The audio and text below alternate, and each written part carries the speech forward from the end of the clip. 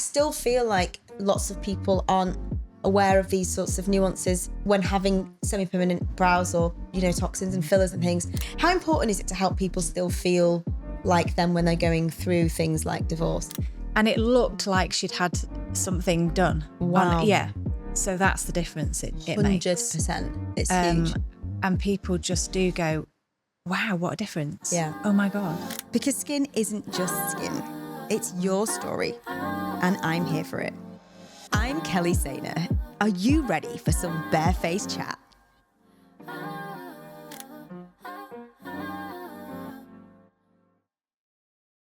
All of you that don't know who this wonderful woman is, today's guest is Jo, and she has recently joined our new wellness collective. And from the moment that we started talking, there was a definite connection, Yeah. energy, something. Yeah. And I'm finding this with all of my guests because I try and cherry pick them all. I'm like, what is it? So you know it's some sort of spiritual something somewhere. Yeah. But for me, it wasn't about your qualification necessarily, your treatment, your experience. It was about your values, how you value other people, what you think of other people, what you want for other people. That makes a massive difference because we've had more people come in since and they haven't always fit. You know, it could just be about renting the rooms. Yeah. It's not about that. No. It's about the whole person. Oh, massively. And if we're referring in, we want people to feel safe. Yeah. Because it's not like it, like you say, it's not just like a rentable space. It's about how we are together as a team. And I think you and I've really felt that right from the beginning of coming along. Good. Yeah, really do.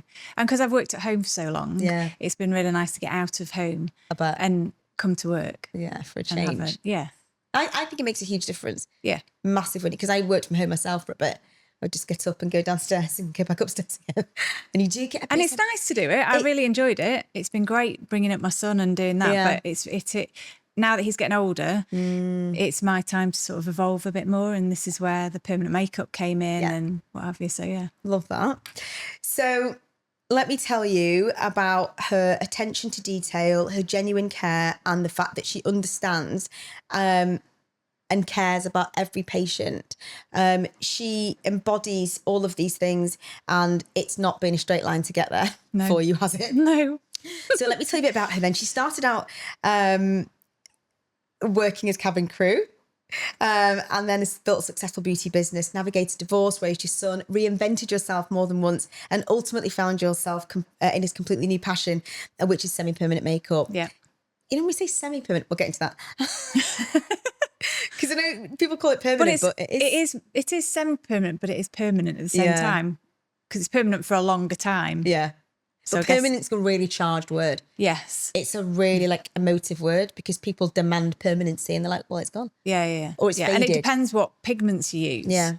So I've now chosen a range that's softer, that will fade better in time. Right. Whereas it could, because the pigments are evolving all of the time. So the pigments that I started out even a year ago, lasting longer and fading different, more not quite as natural. So I decided to look into it and I'd chosen something else that will fade more natural. Oh, and that's what you want, isn't it? Because we've seen so many dodgy brows over the years, but we'll get to that. Yeah. So one reason that Jo felt such a natural fit for us was because she understands something that we talk about all the time, which is great outcomes, patient-centered treatment. And from understanding the whole person and why they're wise. I think that's the thing. Why now? Why them? Why, you know, making sure that it's the right decision.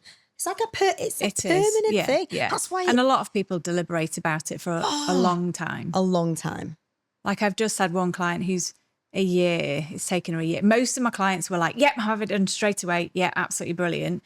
And she's just been like, not quite sure. Ruminating. And I did her nails for her yesterday and she said, I'm so happy I've had them done because I've just come back off holiday and my brows were there, the whole, you know, swimming and what have you. And it was just great to have them there. And she had quite fair, barely there brows. So it was great. It does change your entire face, doesn't it? Yeah. But what amazing feedback. So what I admire about you is that you never stop learning and wanting to grow and invest in yourself and you and ultimately that means your patients. So I want to welcome Jo to Barefaced Chat. Thank you. Thank you for inviting me. Oh, what did you think about when we first started? Because I mean, we just were like wax lyrical, chit chat, soapboxing the whole time. Yeah. I don't know. As soon as I walked in, I just felt at home here. And I just thought, especially because then we'd mentioned Carol Ann. Yeah, of course. Oh, yeah, and because I've worked with her and done some stuff. And I was like, yeah, we're kind of just aligned on the same wavelength, sort of on a spiritual level and things. So, like most of us, an up and downy start. But let's start at the beginning. You wanted to work with horses. So you worked with horses. Right? Yeah, totally different. Right. Sometimes I think, how did I go from there to come to this? From getting your nails dirty and whatever else to now, But yeah, I started horse riding when I was 11. Wow. And just loved it, and love animals, grown up with animals and what have you. So it was just my natural thing to want to go and do something with horses. Yeah. And then, it just didn't work out that way. And then just had to accept that I'll keep it as a hobby. Yeah. And then really didn't have a clue what I wanted to do. But I'd worked in a retail shop as a Saturday job. So they gave me a full-time job for a year. Realised that wasn't for me. Did a year doing cabin crew. Yeah. That definitely wasn't for me. It was great. Gave me absolutely loads of confidence because I'm quite shy. Yeah. So to stand up in front of a plane full of people, especially a Saturday night Tenerife flight with a load of lads on, was very interesting. So that gave me loads of confidence. Yeah. And then I just saw an advert for doing beauty therapy, and I thought, I've always done keep fit and all that, exercise and what have you, and beauty and stuff. So that started my journey off, and then finished my qualifications off at Mac College. Yeah. And then worked through a few different salons, getting experience, went down to London, worked in a place in Sloane Square. Oh, cool. And then came home, worked at another salon, and then set up on my own, in my own salon, in Macclesfield for 10 years until I had my son. Yeah. That's mega. Yeah. Did you have staff? So there was another girl who worked alongside me. So we kind of rented the space together. Got you. So that was quite nice. I've never really wanted to go down the route of doing staff. I don't know why. I just wanted to do it by myself. Yeah, no, I get that. And I think you do make that sort of distinction early on as to whether you feel that, what it is that you want to grow. And I think it's important, isn't it, when you're looking at who you want to be? Yeah. Whether you want that. I mean, I don't know. Maybe I was put off. I've got quite a lot of clients who have got their own businesses, and it was their one thing that was hard work is managing staff. And I've just never wanted to change it. I've just really enjoyed doing it for myself and what have you. But it was really nice having somebody there to work alongside. Yeah. So we kind of, we ran the salon together, but had our own client bases. So it worked really well. And then when I had my son, I started working from home. Oh, nice. And then that fitted in really well with perfect. I was going to say it's huge, isn't it, when we can do things as mothers, when we are able to do things around our kids, because it's so massive. I get so much mum guilt for working full time. Yeah. And talking about staff there, for me it was more about I never thought I would have wanting staff was a different thing. It was more my passion that drove and what I wanted to achieve. The growth really, it was inevitable. Yeah. But then for me, kind of flipped that whole managing people on its head and I tried to take the best out of any of the leaders or managers that I'd ever had and thought, okay, how that's how I'll run the team. Yeah. The best bits of everybody that I've ever worked for. Yeah. Rather than thinking, okay, I'm managing people, because everybody's just got their own things. And if you take people on that are better than you at the roles that they're in, you'll have an amazing team. Yeah. Definitely. You need to be totally humble about that and not think, I can do it all myself. Yeah, massive. Yeah. That's a massive no. Looking back then at your career from there to now, had you always had an interest in beauty at some point along the way? Because it's that obviously your cabin crew job was people in front of people. Yeah. Do you think a little bit, and I guess my mum's always worn makeup, so maybe I kind of grown up with my mum, always going out of the house with the makeup on and stuff, but never massively. I used to bite my nails and then obviously working with horses, mudding your nails and things. So it is quite strange how I've evolved to doing this, and it feels a really good fit. And does it feel natural? Yeah, totally. I've been doing it for 20 odd years. 20 something years. Yeah, and I'm a perfectionist, so it makes it very good for doing nails, and then obviously now evolving into permanent makeup. Does it though? Well, to a certain, I'm a perfectionist as well, and I will not stop. Obsessive. You know, I'll have a patient in, well, I've got 3 people waiting, still trying to just get it right. And I've got to get that out of my head a bit. Do you find, when I trained, she was like, to be a perfectionist is great, but you've really got to watch it because you have 2 treatments, so you can do more on the next one. Yeah. Just leave it. Yeah. Don't try and perfect. Absolutely. So it's work in progress. Absolutely. No, I completely agree. And there's certain areas where you have to hyper focus, don't you? And that is, you just have to step away. And quite often, I did it on Tuesday. I had a client and I actually showed her brows. I was like, I just want to do that little bit more. What do you think? Yeah. Because it is definitely a conversation between the 2 of us. And she agreed. So we did a bit more. But then we'll do more on the next one because it's just, you know, we have two appointments to work it. And get perfect. Is so true. Similar thing happened on Tuesday. I was like, I think for you, I think where you want to be is we'll do this and this, and or should we wait? She was like, well, let's do it the next time. I was like, thank you. Yeah. Yes, you do when you get that permission, because you could go on forever. So you've had a few different versions of yourself, like you say, with cabin crew, and then coming into this, reinventing yourself. Has that taught you a lot about yourself? Oh, massively. Growth, you know, because you need a different sort of hat on. I feel like I'm just, as a human being, just evolving differently, since I've always been kind of spiritual, but I've really, over the last 10 years, gone into it in a much bigger way. Yeah. So I look at the whole body. So I might be doing somebody's nails, doing somebody's permanent makeup, but I'm always, just from what they're saying, looking at them as a whole being. Yeah. And, you know, because of all the stuff that I research and look into for myself, I just end up going, well, have you looked at doing this? Have you had food allergy testing, or have you? So I feel like and I've done a counselling course 2 years ago, because I just felt like I'm not just a beauty therapist, a permanent makeup artist.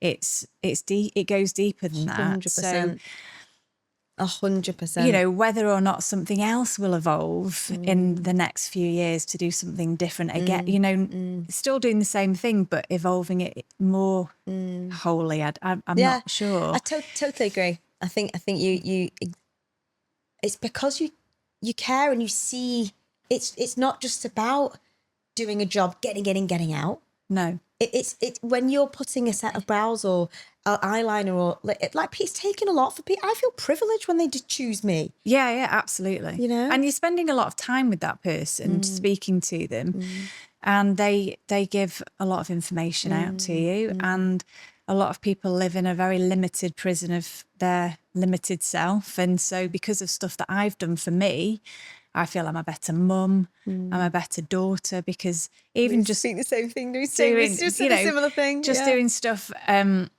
You know, just even with my dad's got a very, very short temper. He's really quick to, you know, go off the handle and what have you.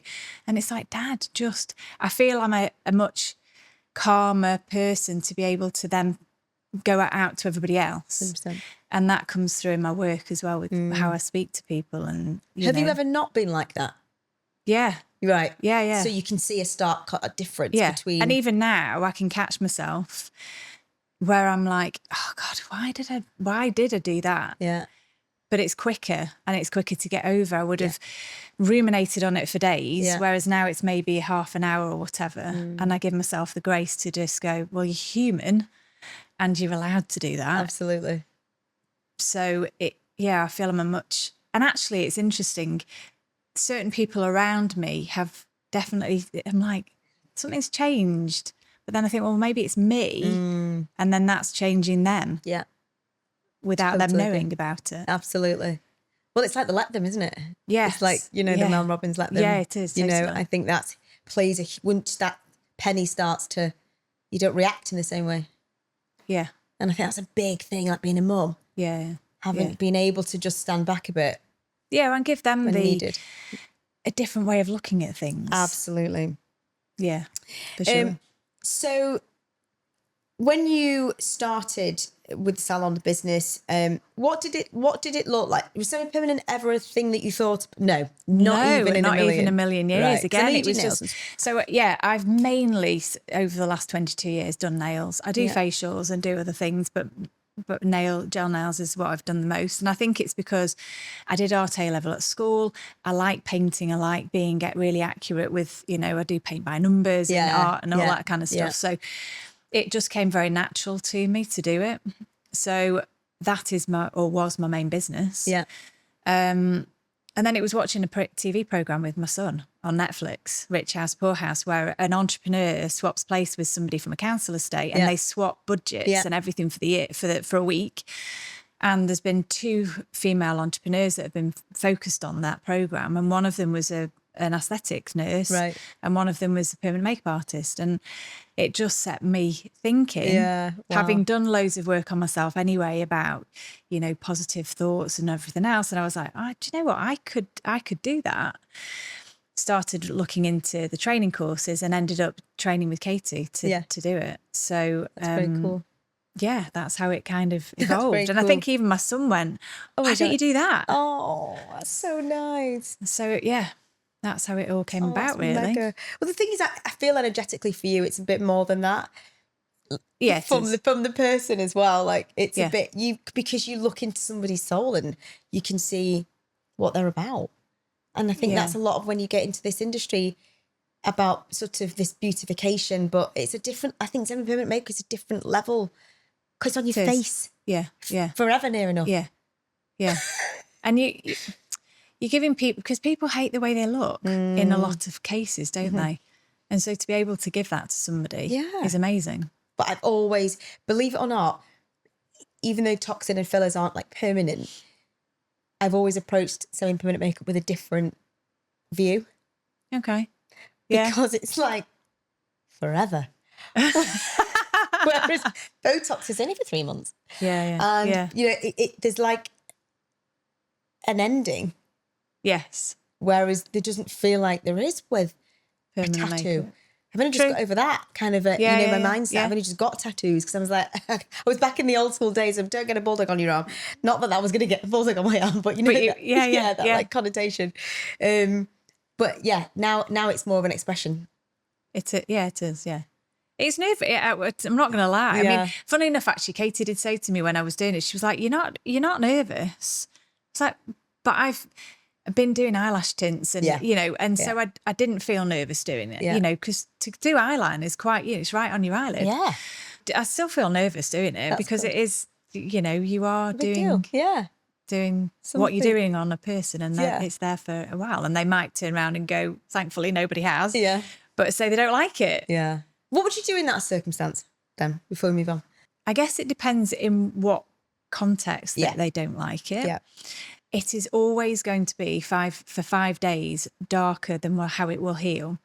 So it's explaining in the consultation before the treatment. Yes. These are the expectations. Yes. This is what's going to happen so that they're not shocked. Okay. Yeah, got that. And in some cases, you're toning it down. So you don't do as much on the first treatment. So we can use the shading solution when we use with the pigments. So I could shade it right down for somebody who's like really super nervous. Yeah. And again, it's working with the client. So you can, I can't remember. I've had somebody recently and I did the brows and I showed them and they were like, oh, I'd quite like it a bit darker. Right. Oh, okay, we'll do a bit more. So again, it's a two-way conversation with the client. Once you've got that in, they're okay. And, they know. It could be that they don't quite like the shape of it. And we've got 2 appointments and we might have 3 appointments. Again, it depends on the skin type. Their skin might not take to it as well. So we might need a 3rd treatment. Yeah, got you. So we can tweak the shape, the shape of them if necessary on the next 2 treatments. Yeah. Oh, amazing. Well, I like that ability too, because I'm a big believer in being let's leave it to the second treatment. Yeah. You can't take it out as easy as you can put it back in. Yeah. So it's definitely a mantra that I believe in. When you we'll just take it back now to you and home and, your identity as a mom and having been through a divorce, because we're both on that team now. Yeah.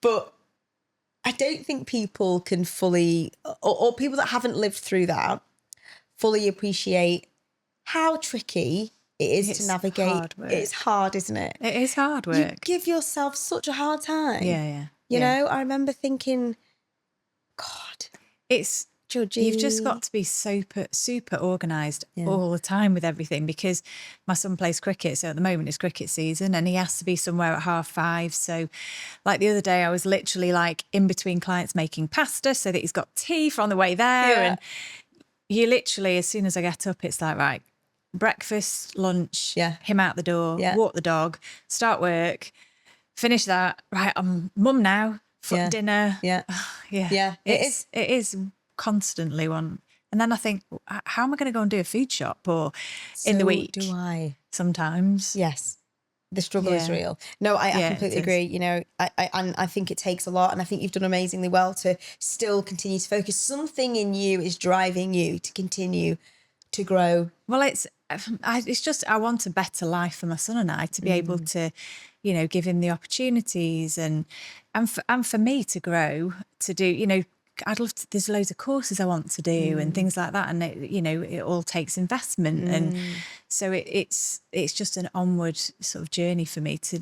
I feel like now, especially as I've moved, you know, I'm 52 this year, that I'm amazing. You know, moving into a different area. I feel like fitness feels different. It's about longevity. Yes, that word again. You know, moving forward to being healthier in my older years and things like that. So it's I've got a different, and if I don't want to do it, I don't do it. And if I want a piece of chocolate, I'll have a piece of chocolate. You know, it's just giving yourself that permission, isn't it? Yeah, giving yourself that grace and knowing your own mind. I think that's something that does come with age and maturity, doesn't it? Because you're not competing with anybody else. No. And I think when that you can settle in that, you know, that's again coming from the spirituality. It's learning things like that from doing that sort of work. 100%. I feel like I felt a massive shift with Caroline and opening. I don't know. We talk about it regularly, but yeah, it's just huge. And that sort of leads me into, you know, this next sort of part of what you do before we go into the 7 permanent makeup stuff, so people can understand a bit more about that and what that means and take the scary out of it. Obviously, you went through a divorce and that was a big turning point. And I think lots of people listening would also have had those moments in their life when there's something that triggers you and you've got this opportunity now because you can't help but look inward. If you are a good person, you do look inward and you want to try and understand what you want to do it again. It's just you and your son, and you know it's huge. Yeah, will I ever meet anybody again? I've got this business to run, you know, or the mum guilt and all that. Had you been spiritual before? Obviously, you met Caroline, and we've got a mutual friend.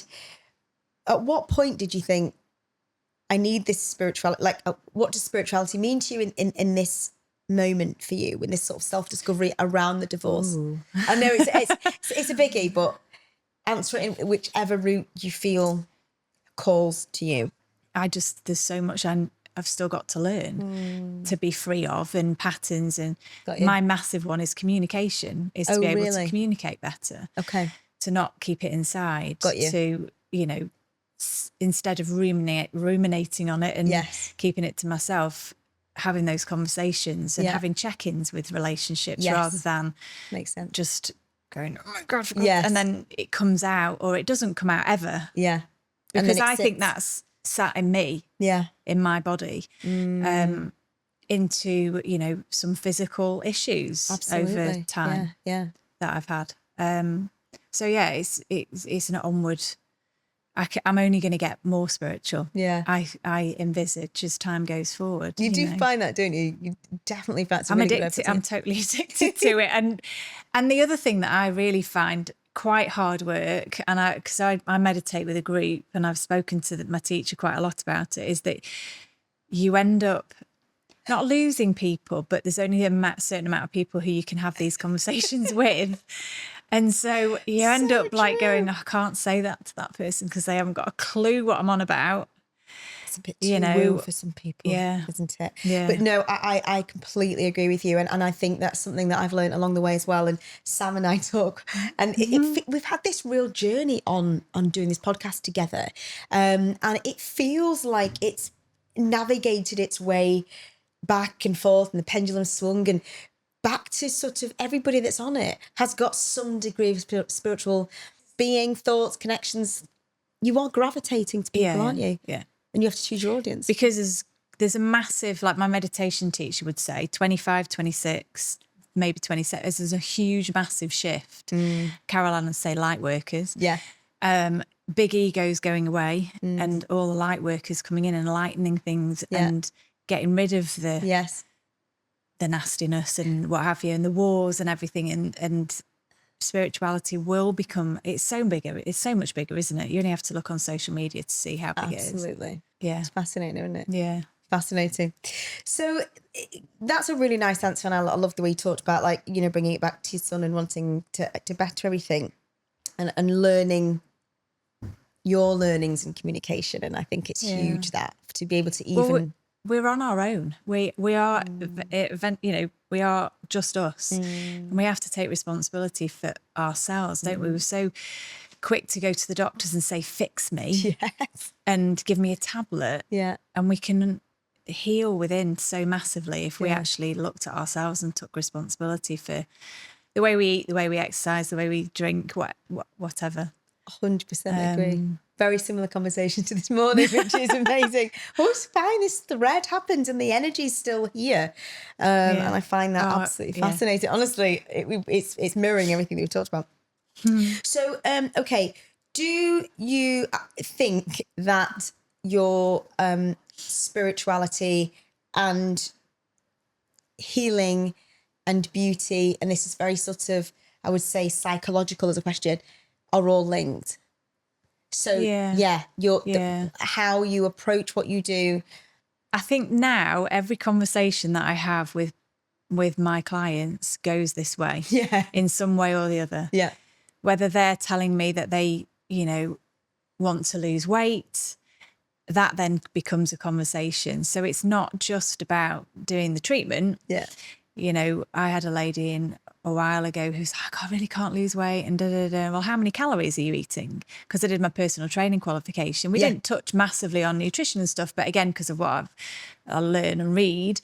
And I was like, you're not eating enough calories. So we did a whole, like, I'll do you a food diet, you know, write down your food if you want me to have a look at it, blah, blah, blah.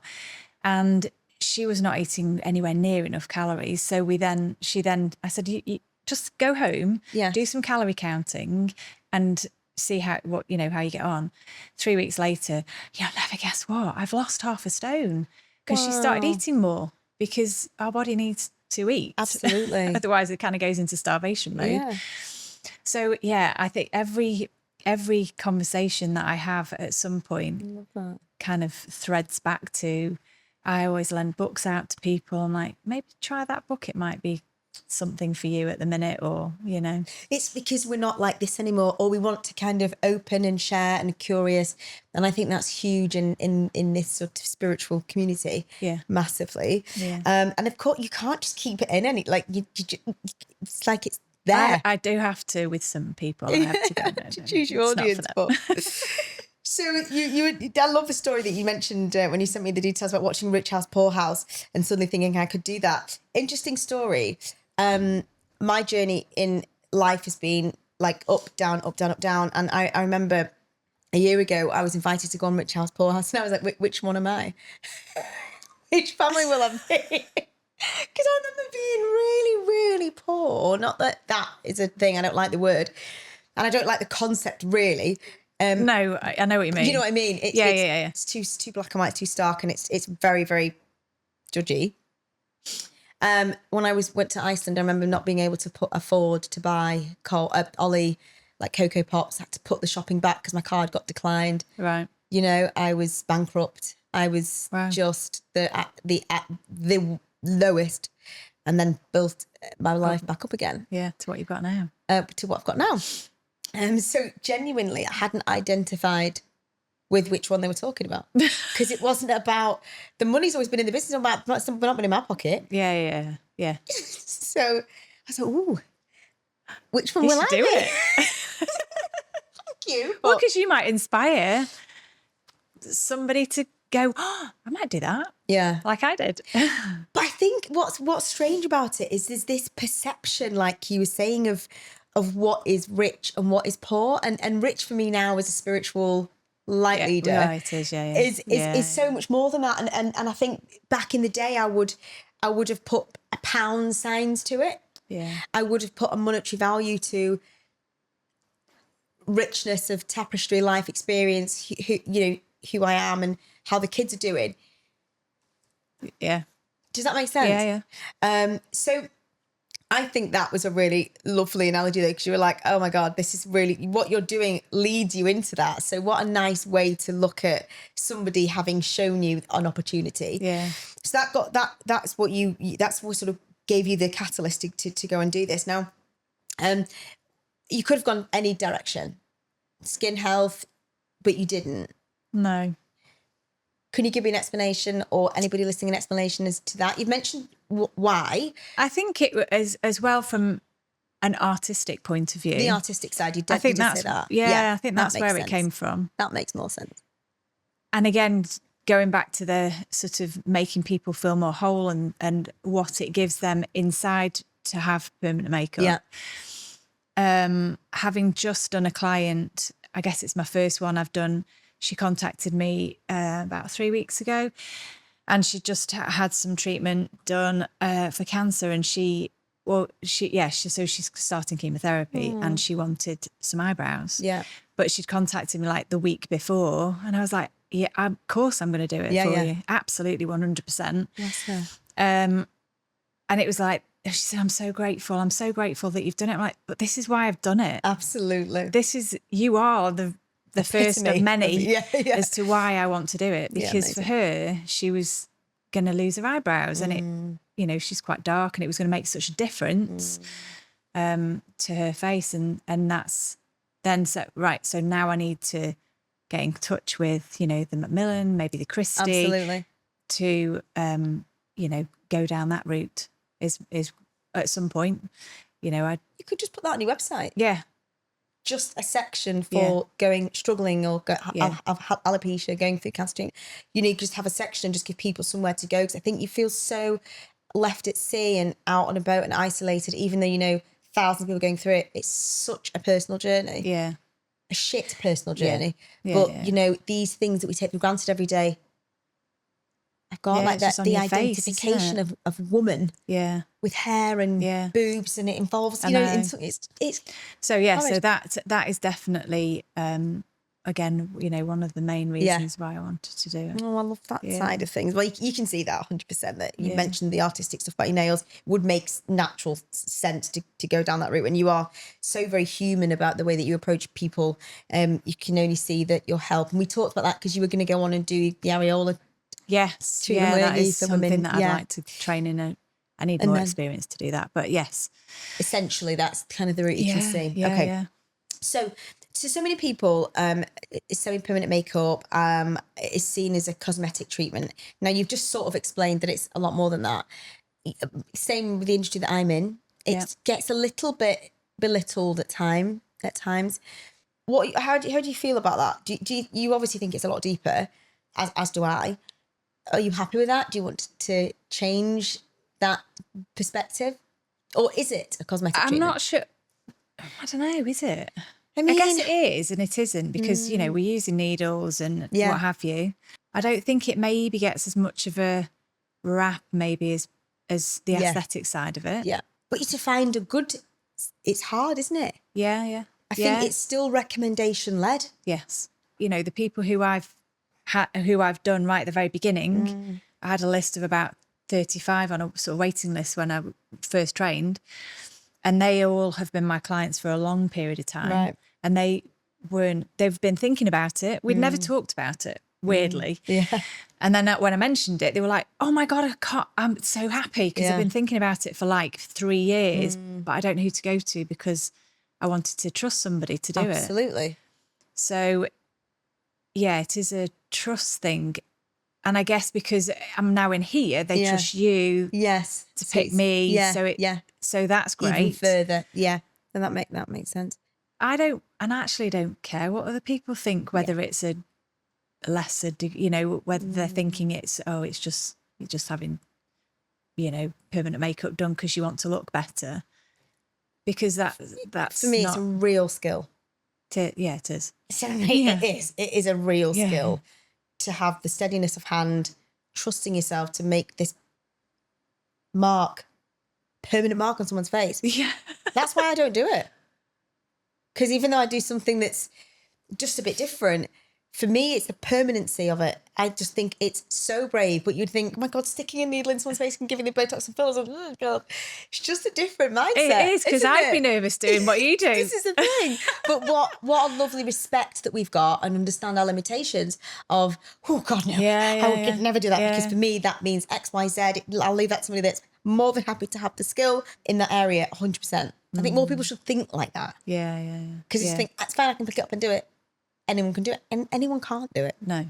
You've had your own troubles in life, like I have with the divorce side of things, and I think your confidence wanes a little bit in there. But, I think women coming through very difficult periods of their life, like menopause, hair cancer treatment, all that sort of stuff, it's up to us to delve deep and reassure these women going through such difficult times. And you obviously sound like you already do that, and that's a plan for the future with cancer patients. How important is it to help people still feel like them when they're going through things like divorce? And it's huge, isn't it? Just to have, even if it, and that's one of the reasons I did my counselling course, even though I just did a basic level. And it's really interesting because of how much I feel so passionately about the whole functional health, integrative medicine sort of thing that's coming through. I find myself wanting to go, you need to do this and you should do this and da-da-da-da. And the counselling course really made me go, because you have to shut up and be quiet and let them and hold silence, which I find really hard. And it was really hard, when you're doing, because you had to do it on each other and what have you, and you had to hold that silence and let them lead. Mm-hmm. And so for somebody to just be heard and sit there and, because you can have people 2 hours of doing somebody's treatment, they can be crying, they can, here's a tissue and it'll be okay. And it's just having that hearing, that person to just listen, isn't it? That's out of their situation. Yeah. Massively. Oh, well, that makes a lot of sense. I mean, I just think she's gorgeous, isn't she? Listen to her talk. You're so, honestly, you're so lovely. Well, let's move on a little bit then to understand, or allowing people that are listening to understanding what semi-permanent looks like in this space. Now, we've talked a little bit about the difference between beauty therapy, semi-permanent makeup, medical aesthetics and all that sort of thing. But I wanted to just cover what we talk about, which is, if you've had Botox, don't go straight into semi-permanent makeup. Is this something that you cover in your consultations? Is it something back in your mind? Do you educate patients about it, your patients for me, clients for you, about this, and if they're having other aesthetic treatments? So definitely more in here, because it's one of the things on the contraindication list that I give on the medical form, because obviously if you've got to let the Botox settle, haven't you? So therefore you can't have the treatment until. Yeah. So I would always, if somebody's having cosmetic stuff done, they need to have that done first. Yes. Before they have the permanent makeup. Yeah. I guess it doesn't matter so much on eyeliner. Yeah, of course. But lips and eyebrows. But it's where you rest your hand. Yeah. So if you're resting your hand. And I'm stretching the skin. You have to get a really good stretch on the skin. Right. When you're doing brows. Yeah. Because it has to go in the right depth of the skin. Yeah. It doesn't go in the epidermis, it goes in the dermis. Okay. So, but only the top of the dermis. Yeah. So we have to stretch the skin, and you have to feel the vibration on your fingers of the machine when you're touching the skin. Okay. So if I'm stretching the skin and they've just had Botox done, it's not going to work. Same with eyebrows. Same with liner then. Well, I guess it is, yeah. Because if you are resting, stretching. So with the eyeliner, we stretch outwards and we stretch slightly upwards. Okay, so you still have it, yeah. Anything around this area, you wouldn't want. If we do crow's feet, you've had it. Yeah, yeah. So that's that is I would just always ask them. It's just a note. Yeah, yeah. I think that's important. I still feel like lots of people aren't aware of these sorts of nuances when having semi-permanent brows or, toxins and fillers and things. They don't always unless they've come. So it was a while ago now, and she'd come for a consultation, and because she'd been for a facial, I knew that she'd had stuff done in it. She'd had Botox in her toxins in her forehead, and I think I might have said to her anyway, when was the last time? And it was like 3 weeks ago. Right. And I was like, right, well, you can't have it done. You'll have to, because she was desperate to have hers topped up. So we had to leave it till obviously her skin had settled down. But so when they come for a consultation, I give them two sheets, one with before, what they need to do before, and what they need to do afterwards, so that they already know what to do after, even though we go through it again. And I give them a brochure with, here's what to do before, here's not what to do, these are what it's going to look like. Okay. But we go through it at various stages. Very thorough, aren't you? And you have a patch test, don't you, as well? Yes, they always have to. I would never do anybody without a patch test. And what are you looking for? Allergic reaction? Yeah. And what does that look like? Itchy, might come a bit red, a bit puffy. I have had somebody bruise, and we actually then went, let's just leave it and do it again. So amazing. Yeah, so you mind, you're always on it, aren't you? Yeah. So one of the things that we talk about at clinic is knowing what you're good at and knowing what you're not so good at, and knowing when to refer. So understanding your scope of practice. Would you, from what you've said, it doesn't sound like you would do that, but if somebody was not realistic in there, kind of work them round. What do you do? Yeah, what do you do? How do you get over that? Because, do you have red flags? We have red flags in our industry where you're never going to align with what that person wants. And I've now built up the confidence after 20 odd years in the industry saying, I don't think I'm the right practitioner for you. Do you have the same thing in I this? haven't, fortunately, had that happen yet, because I guess I've been doing it for a shorter amount of time. I guess it's just thinking on your feet at the time, isn't it? Just to know what to say to the person, to go, I think that would be too dark, or I don't think that shape would work. Yeah. Let's do this. Talk them around in a different way. Yeah, okay. That makes sense. It's hard. Sometimes we just have to say no. We understand our limitations, and for whatever reason, it's a no. Yeah, and I think if somebody came in wanting something that I hadn't enough experience in, I wouldn't have a problem with saying I haven't had enough experience in that yet. So, maybe a different practitioner would be better. I think it's more acceptable now, isn't it, for people that are transitioning?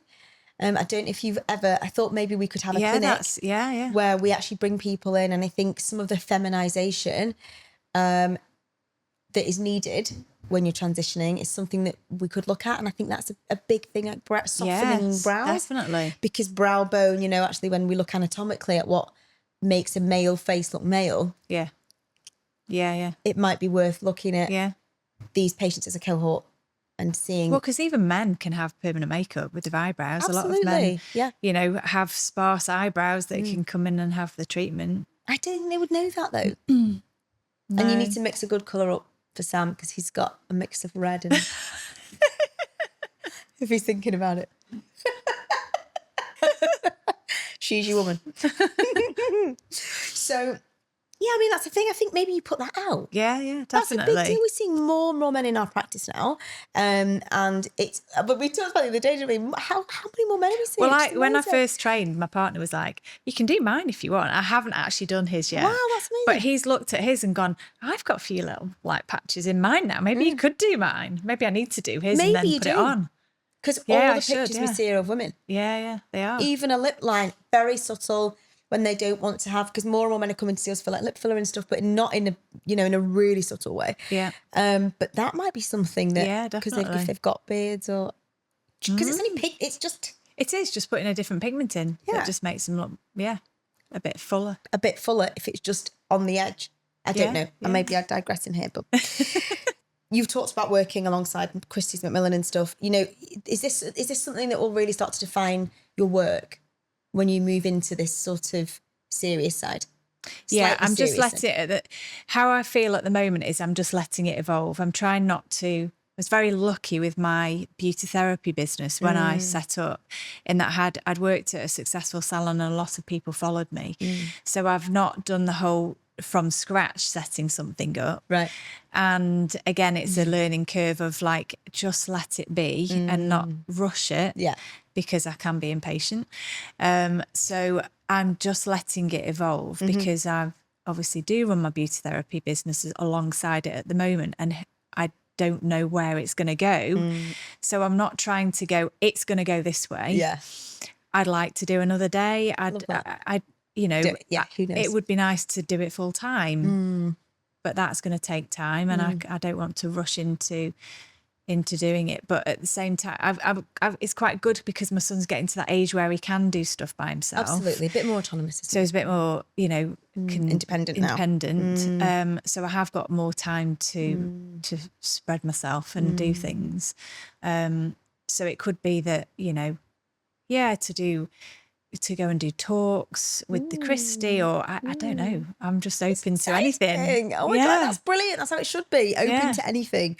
Okay, in 5 years' time then, because that segues nicely into this, what does it look like for you? What does life look like for you in 5 years?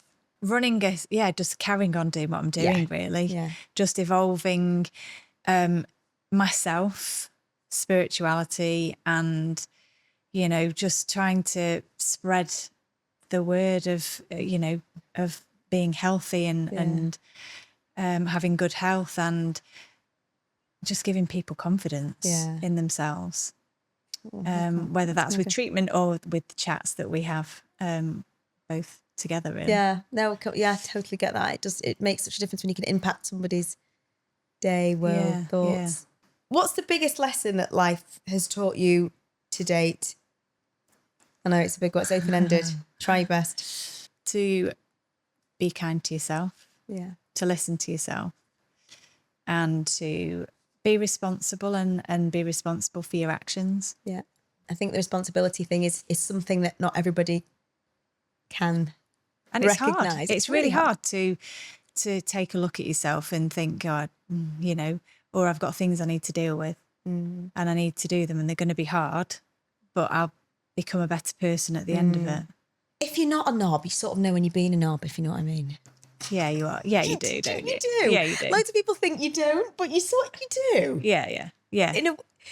I think it's just hard. Some people find it harder to say sorry. Well, it's also it's painful for some people. It is, yeah. To dig deeper. Yeah.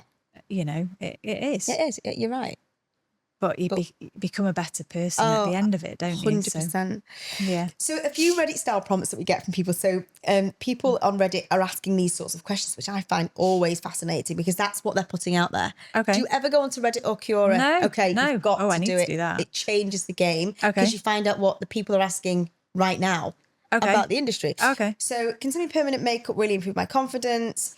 Why do eyebrows make such a difference to my face? What helps women rebuild confidence after illness? Does appearance affect identity more than I realise? Yes. I just think it does, doesn't it? Absolutely. I had a consultation on Tuesday here, and she's very, very fair eyebrows, and I drew one in, and I showed her, and it looked like she'd had something done. Wow. Yeah. So that's the difference it makes. 100%. It's huge. And people just do go, wow, what a difference. Yeah. Oh my God. You know, I did another lady in the afternoon who'd had hers done last year. She came for a top up. She wanted them darker. And I was like, they're quite dark, but she wanted them darker. And she was like, yeah, I love them.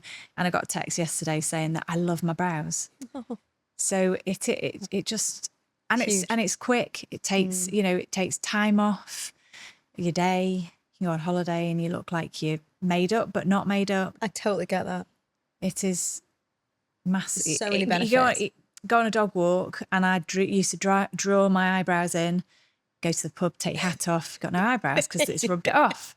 And this year I didn't because they're still there. Because my brows are there. Well, I was of the Nair era, so mine fell off when I used Nair, just to take a few hairs and I had like a tuft at the front.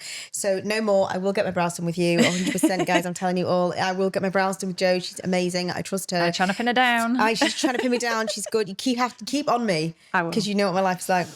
But thank you so much. Thank you for letting me come on. Oh, thank you. Showcase myself. It's brilliant. I mean, I want more people to know about you, and that's why when we do like the open day here, we'll talk a bit more about it. Yeah. It'd be great.